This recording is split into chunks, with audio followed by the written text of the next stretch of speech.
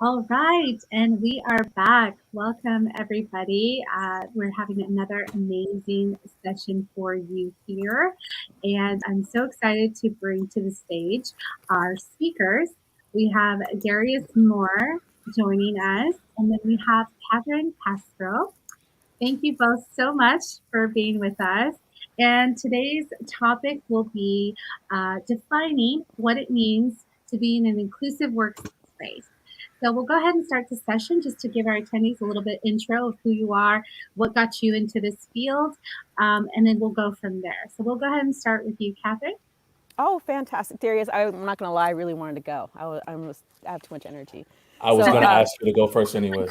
cool. So, everybody, I have been listening since this morning as an attendee, and then a friend messaged me, and I promise this is connected to how I'm gonna support you. They needed a last minute favor for a speaking event. I didn't ask what event it was. I just said sure. That is legit the best networking. You need to figure out what you need to offer. So I'm not perfect. I'm not ready. I'm out here with no makeup on. Here's a curb for proof, and there's my Starbucks coffee mid walk. I'm doing that to normalize that y'all need to be ready at any minute to give a gift. So, rewind my introduction. Hi, I'm Catherine Castro. My pronouns are she, her, aya. Every time I speak, I promise at bare minimum I will not be boring.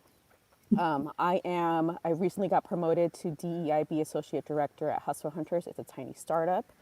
I'm also looking for the next step in my career. It's not bad news, it's fantastic news.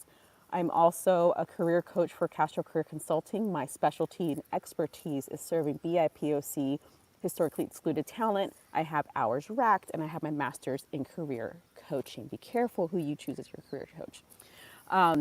And what else? And I'm also the founder of DEIB Community Group. So it's a group that supports other folks. Please, Darius, join us. I would love to have you involved. Who we need support too. Like we need the benefits of our work as well. So I decided to create this space imperfectly. It was messy and I was very sick. First meeting, we had 10 people. Now we're growing 15 people a week. That's my intro.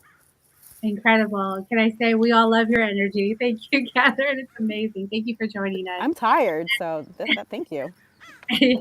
So thank you. And Darius, welcome and tell us a little bit more about yourself. Well, how about this? You have all the energy, and typically that's my job. So I'm just going to continue to do my job, and they're going to have to deal with all this energy coming from both of us. My name is Darius Moore. I am hailing from New Jersey, originally from Brooklyn, New York, and I'm excited to be here. I am in talent partnership work with a tech company called Zendesk. And if I can share about why I'm here, how I got here, I love connecting. I love connecting people to opportunities, um, and connecting with people myself. And so I am here because of the power of uh, that skill, that talent, but also just that drive within me. And I am understanding of the fact that in order to uh, create the right culture, you need to make sure that you are embodying what you want to see. And I wanted to be here to talk about what I've experienced personally, but also learn from my fellow panelists so I can further understand what's going to be necessary to make our workplaces inclusive, but also our conversations and our relationships. I think all of those are very important. So I'm excited to be here. Catherine, I already added you on LinkedIn, so let's get it popping.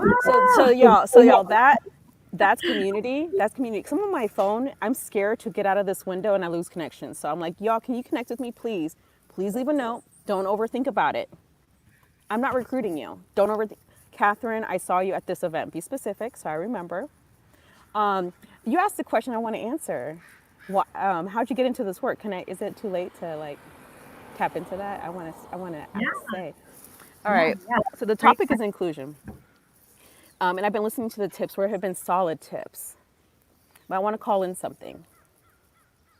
They're tips for someone with abilities to be social rolling out of bed. Yeah. I'm the annoying extrovert that rolls out of bed and I could do this. Tips that were said. You don't have to share it, disclose yourself, but there are some disabilities that being social is like asking someone to go skydiving without even like a warning. So I just want to call in, like there have been some tips, good tips, but they are also tips for a specific persona. Me, probably Darius. Look at him already with his headphones. Like he ain't nervous, right? So I just want to call that in. I want to share how I got into this work. The word inclusion is very, very important to me. So I came from Panama. Anyone here from Panama? There's no like normally nobody. Panama, Panama Could Canal. be. What? There could be someone. We'll keep That's you what I'm posted. asking. So Panama Canal, where the Panama Canal is, I'm Afro Latina. I'm just fair skinned. Shout out to my darker skinned sisters. I love you. So when I immigrated to this country, I didn't know English, and I was excluded as soon as I got off this plane. And I didn't know that word, right? I'm a little girl, but the feeling of being excluded damaged a lot of who I was growing up. And so I had to do a lot of healing. A lot of healing. Now, this is just one story. Now, wherever you work or don't work yet, imagine the stories everyone brings to that company, especially we keep using this word global. What does that actually mean? Global means people are bringing in so many different facets of who they are and also not bringing in certain facets of who they are. Inclusion to me means you're accepting whatever they give to you. Inclusion does not mean they're going to give you everything. That's a lot to ask from humans. And so when I was a little girl, I realized like this sucks.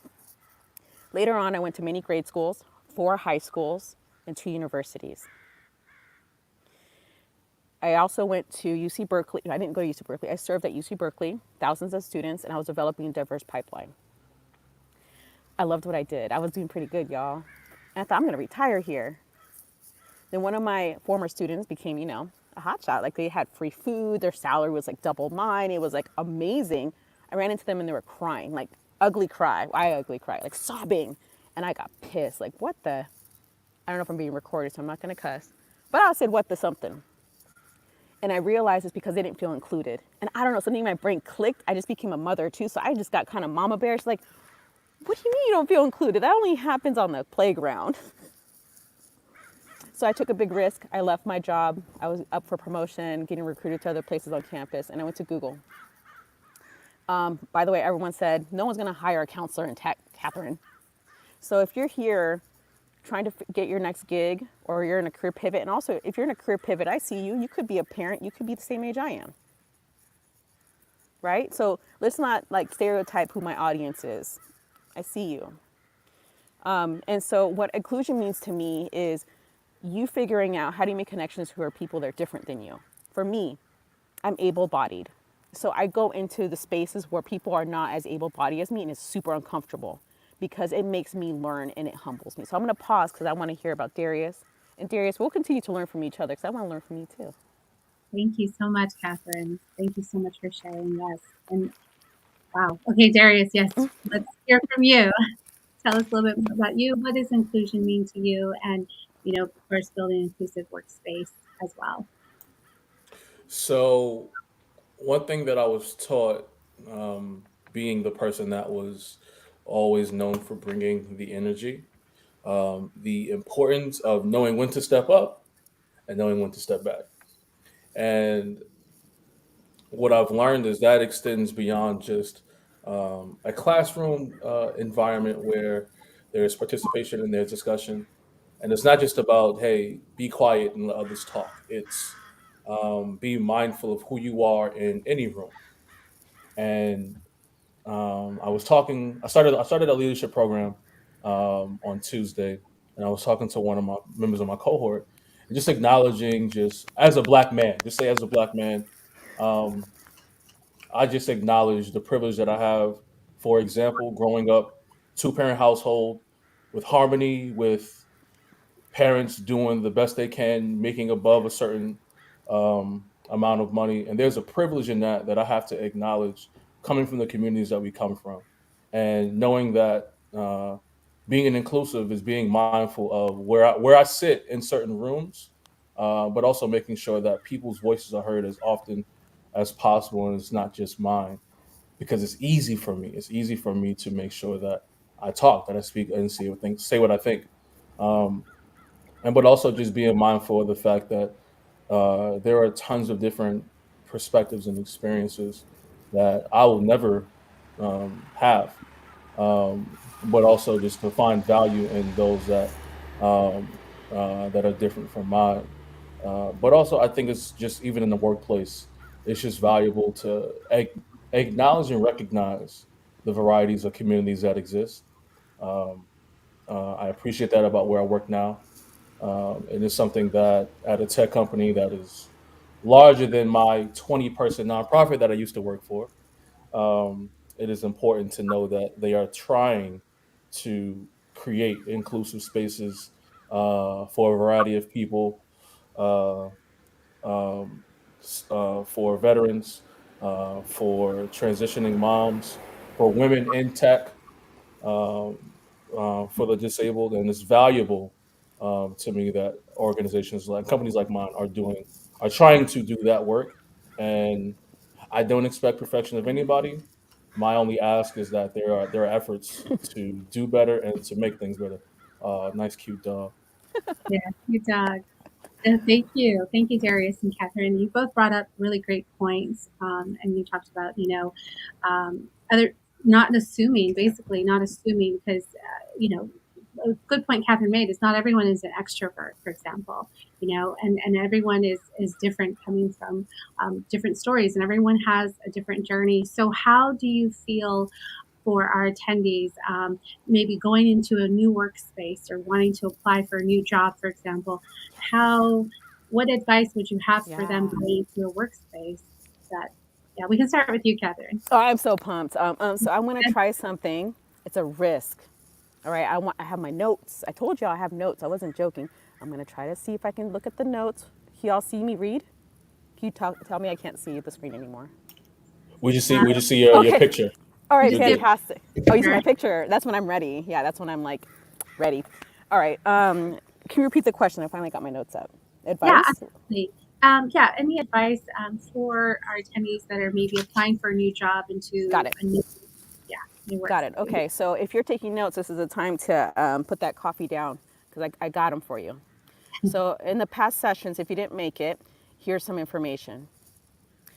Yes to mentors and no to one mentor. People have lives and they go through things. So when I mentor someone, you know what helps my mentee not feel bad when I'm going through something in my life? They got a squad. So when my kid is sick, I'm not worried about you because you got a squad. I am going to worry about you if I'm the only person that's mentoring you. So get yourself a leadership committee, a mentorship board, whatever you want to call it, get yourself a squad. How do you do that? I have a workshop on that. I can't do it for free. However, I have other needs. If you're open to provide my other needs, holler at your girl. So I can do like a career session for a group. And if you're in the chat, like else can I give? This is the mentality you need to have. What can I give to the person I'm talking to? And if you don't know what that is, you need to get creative. I used to say, like, I live in Alameda, California. I'm off the freeway. If you need to use the bathroom before you get on that bridge with the traffic, holler. People would laugh. At bare minimum, I would not be forgotten. And I actually got an interview based on that comment, a serious interview.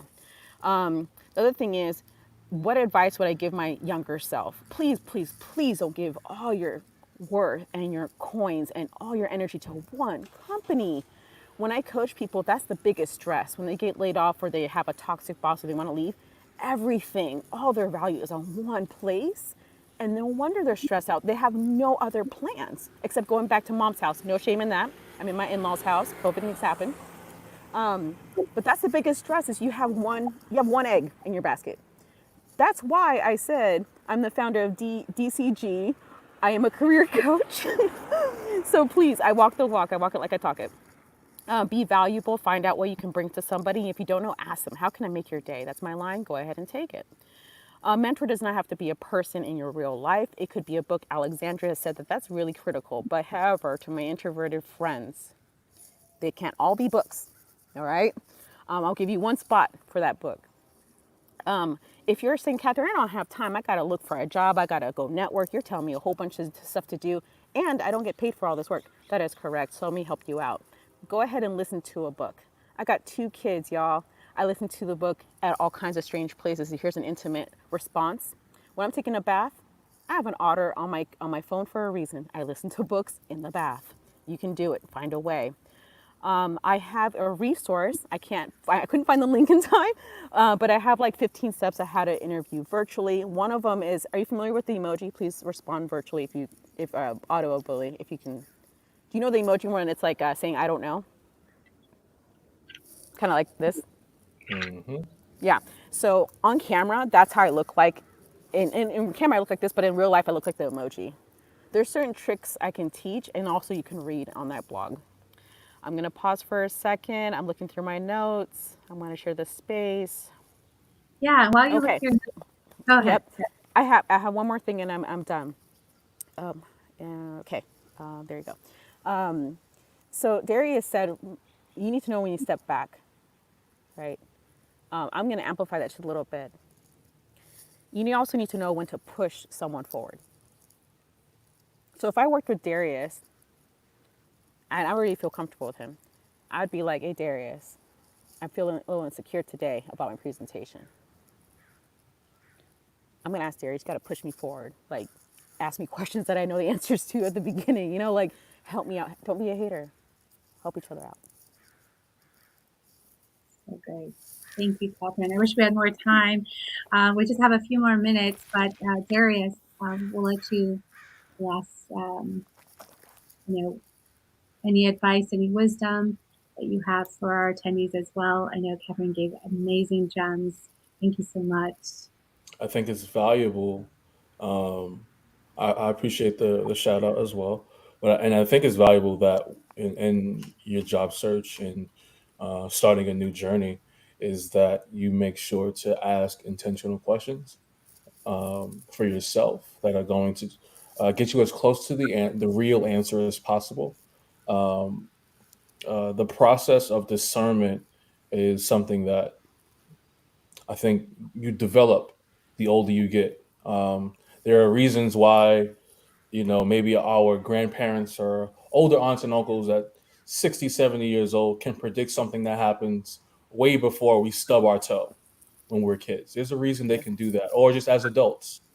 Um, um, and that's because the years and opportunities they had to build up their discernment um, has allowed that for them, and allowing yourself grace as you bump your head, as you stub your toe in your professional journey is valuable, um, because you don't want to get stuck because you misinterpreted or you uh, assumed or assessed something that actually wasn't the truth.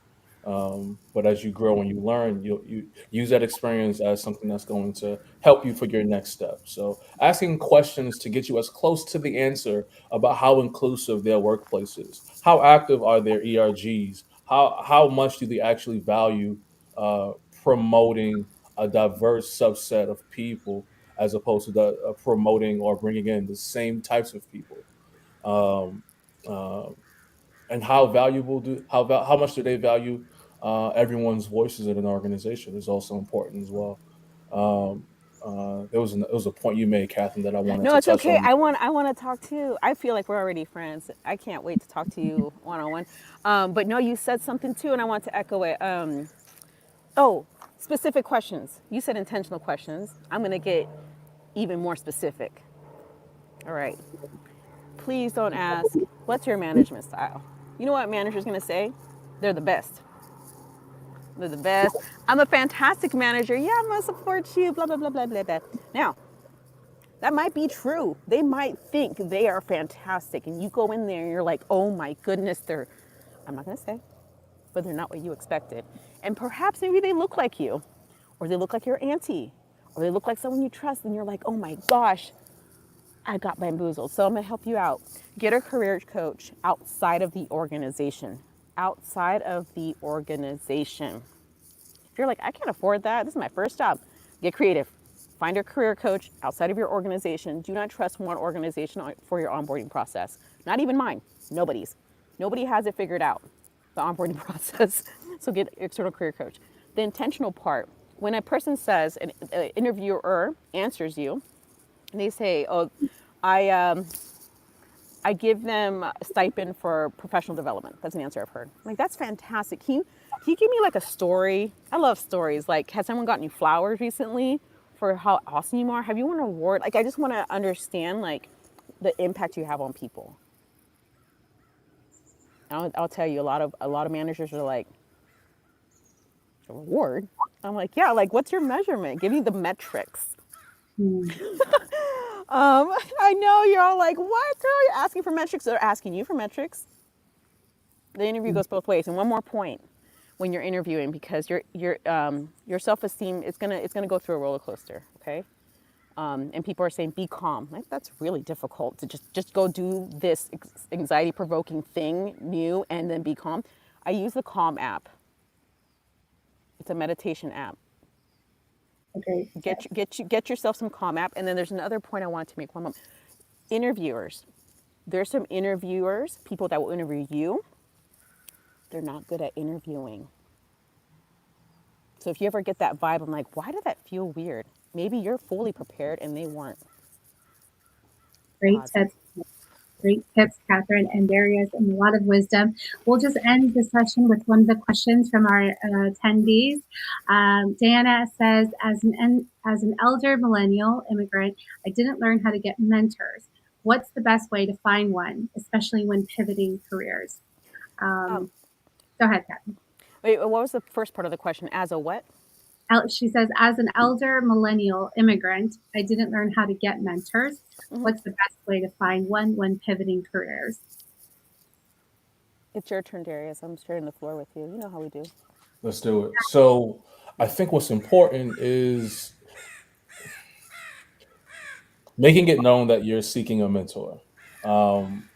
And I am comfortable enough to let someone know verbally, maybe even in our first meeting, hey, I like you. I want you to be my mentor. But also that may not be your style.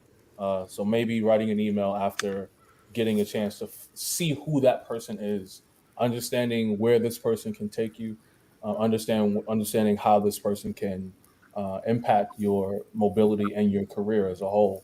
Hopefully, someone makes it clear that they care about your career development before you jump out the water. But also, I am very risk averse. As extroverted as I can be, I am very risk averse. Um, and I think what's valuable is being comfortable with rejection, um, because a no will sting.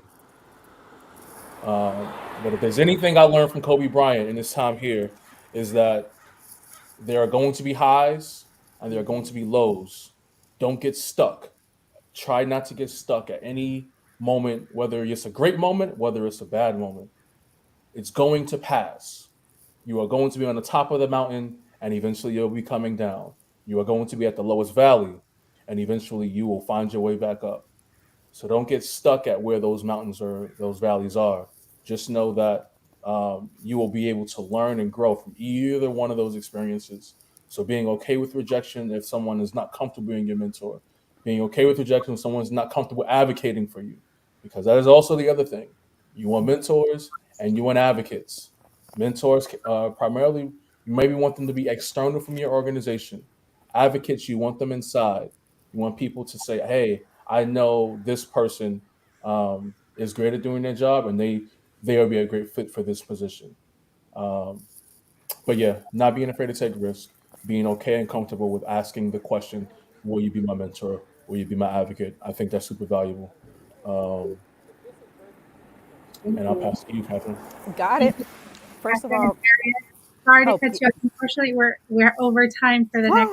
So we're going to have to, unfortunately, end this amazing oh conversation. no, But I I I had know. it. Thank you both so much for your time and for Catherine for Darius, joining us. I'm That's just sad, y'all. Someone with that question, please message me directly. I consider myself an elder. I have a full plan for you. That's fine. All right, Darius, that was fun.